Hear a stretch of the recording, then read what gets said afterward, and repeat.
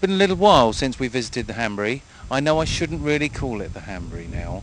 They have rebranded themselves and they are now the proud Brighton Ballroom, which I think somehow may be affiliated with the proud organisation in London that also runs some events. Last night they were running a speakeasy event.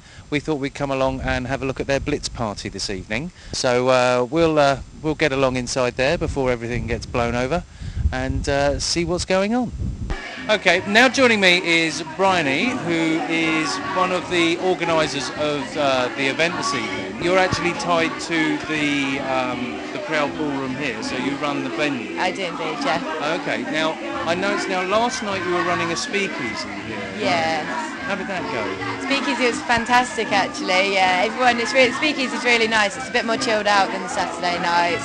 More focused on the diners, so we have a longer show for the dinner, more acts for the dinner, and then afterwards it's more of a sort of ballroom dance and things like that, which is quite nice. We have sort of a bit of electro swing, a bit of 20s swing. Yeah, that's bound to come in. Yeah, it's nice. It went really well. Excellent. You are linked with the Proud organisation in London. Now, I've not been to any of their events as yet. I'm sure that will happen at some point. In London? Yes. Yeah, they're quite a big brand, so they have a lot of different. It's not all 90. It's not all cab. We're like the little secret tucked away in Brighton. Excellent. Oh, that's good.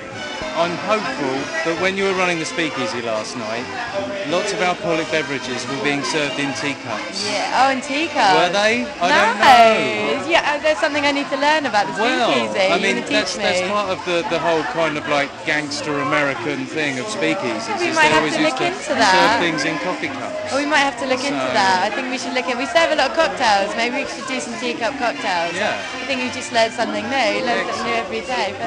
It's kind of like, well, if you're saying you're a speakeasy, really that's one of the cornerstones of being a speakeasy. We always try and sort of, our Saturday nights that we do here are themed anyway, so we always try and theme our cocktail menu around what we do. We haven't actually done one tonight, but we have an aloha night where we have all the Hawaiian themed cocktails and stuff, so it would be something we'll definitely look into. I like the idea of that. But it's all burlesque in 20s themed around it. We just mix it all up a little bit. It's quite good, and everybody dresses up and it's brilliant. Right, so if you could just run through the setup with the supper club, because obviously you're running as a nightclub, but there's stuff going on beforehand. Yeah, so we run the supper club from about 7 o'clock, and you can come in and have a 3-course meal and some drink, and you get to see the first part of the show.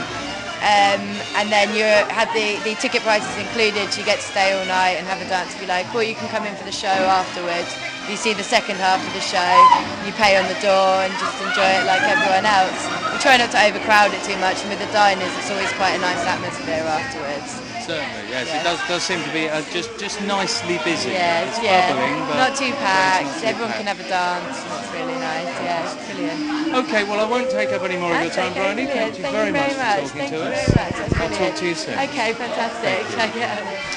Okay, I've managed to waylay one of the very Blitz-dressed gentlemen here this evening. Sir, could you introduce yourself for me? I am Colonel Adriano Fettuccini.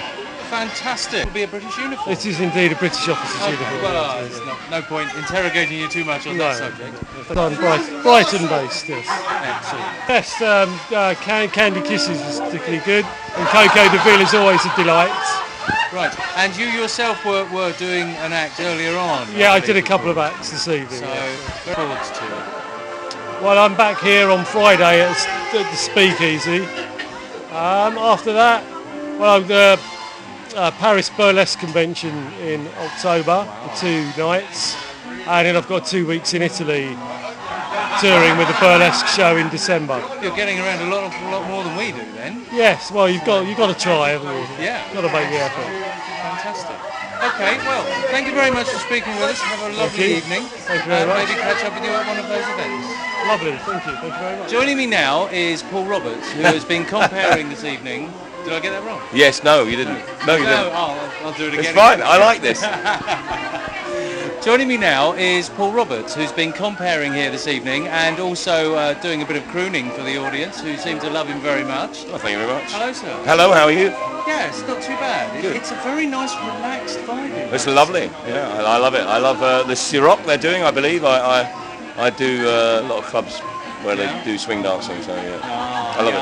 I do Lindy Hop myself. Do you really? I do this in Burbank in Hollywood. I do it on the west coast of the States for a few different clubs and stuff. So. And I really think that there needs to be a little bit more information about it, perhaps, you know, to the public who would really love it, because it's so gentle and it's so enjoyable, and you know. So. What time did you start preparing for this today then? About 6 p.m. That's not too bad. Or are you going to go on till 4 in the morning? That's 5 hours work. Yeah, I mean, we were getting ready at 3:30 this morning. Yeah, but although okay. mainly that's charging camera equipment. Well, there you go. No. I just put my sets together, and then I sort of I work on the fly. Really, I work with the audience and see what they've got and what they want to give me, and so on and so forth. And then I've got the girls and clearing the stage and so on and so forth. But we usually have a stage kitten doing that, so but not tonight. So this isn't the only event you do. As you say, you go off and do stuff. No, I do a lot of work. I used to tour the world actually, but now I do some cruise ship work. But I do stuff on the west coast, and I do a lot of European stuff and British stuff. I work with the big bands. A chap called Toby Cruz, Manhattan Swing I work with, so it's a big deal. So then I'm guessing then that there's an album out somewhere? No, I've got 4 rock albums out. But no. I've been a recording artist. I was a recording artist for 20 years. So that was in a punk rock mode. Punk rock mode. Sort of, yeah, melodic punk. Yeah. So, but yeah, I'm supposed to do a swing record with a guy in Holland at the moment, but it's just that I can't afford to do it right now, so I'm kind of waiting till next year. So. But, so I mean, certainly, from my perspective, the punk movement and the swing movement, it all seemed to be about putting the emotion into the music.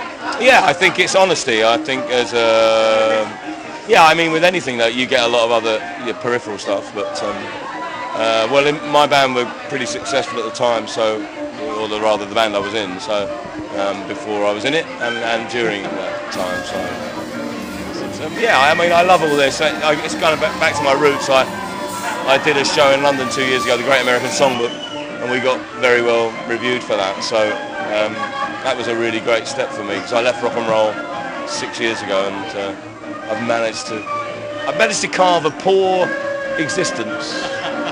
Remember that, kids. A poor existence. No, I'm having a great time. This as a lifestyle. Well, the love is a wonderful thing. But no, I've done very well in the last few years, so I'm very happy. And I love this place. I love the kids. I love the dancers. The girls are great, and you know, it's great for me because it's something very close to where I live, and it's really nice to run the floor. You know, I love it. So obviously, having been all around the world doing this sort of stuff, yeah. But you've decided to base yourself in Brighton. Yeah, well, I'm a Londoner. I was in London until about 8 years ago. But I started comparing here in October last year, and pretty much I did it up until about May or June, and then I had to go out and do some of my other work.